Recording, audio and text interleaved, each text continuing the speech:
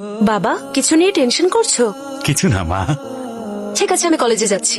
আন্নু, হ্যাঁ আজ থেকে আমি তোকে ড্রপ করব। কেন বাবা? আমরা চলে যাবো। বলেছি না আমি ড্রপ করে দেব। কেন বাবা, আমরা চলে যাব। যখন বড়রা বলে তখন মেনে নিতে হয়। সামান্য কথাই তুমি এত রাগ কেন করছো? মা বাবাকে বিপির ওষুধ দিতে ভুলে গেছো নাকি? উফ,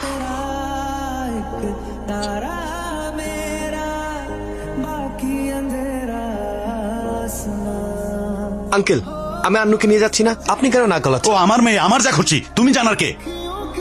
কন্ট্রোলে থাকো। দোস্ত শোন, আন্নুর বাবা বলছে আজকে আন্নুকে কলেজ ড্রপ করবে। কি করবো রে? আমার কথা তুমি বুঝতে পারছো না? বাবার মতো না, বন্ধুর মতো বল। রাতের কথা মনে আছে? এক বন্ধু হয়ে বলছি, একজন বাবা তার মেয়েকে ড্রপ করতে যাবে, সেখানে আমরা কি করতে পারি? বাহ, রাতের দেয়া কথা সকালে উঠে ভুলে গেলেন।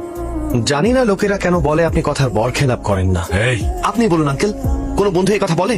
আরে কোন এক বন্ধুকে জিজ্ঞেস কর না, ও যা বলবে আমি তাই করবো।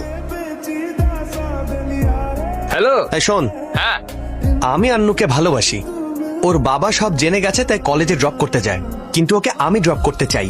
তুই যদি এখানে থাকতি তাহলে কিভাবে সাহায্য করতি? আচ্ছা তাহলে শোন, আমি যদি ওখানে থাকতাম তাহলে আন্নুর বাবার স্কুটারের টায়ার পাংচার করে দিতাম, ব্যাস সব সমস্যার সমাধান হয়ে গেল। ওয়াও!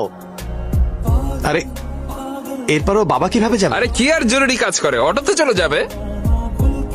বলেছিলেন বন্ধুর কথা শুনবেন, এই দেখ, কথা দিয়েছিলেন। এই দেখ দেখ, এসব করার জন্য আমাকে বলিস না প্লিজ। আরে জানা দোস্ত, দেরি হয়ে যাচ্ছে।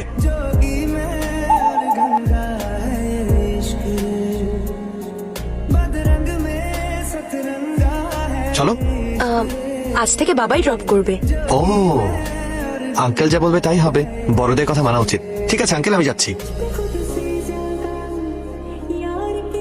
হায় হায়, চাকা তো পাঞ্চার হয়ে গেছে। আরে রে রে রে, এ কি হলো? এখন কি করবেন?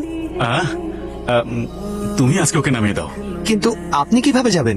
আমার আর তেমন কি কাজ, অটো করে চলে যাব। ওকে। বাই বাবা। কাল থেকে তো আপনিই যাবেন তাই না? প্রতিদিন টায়ারের হাওয়া তো ছাড়তে পারবো না। ও, কি বললে?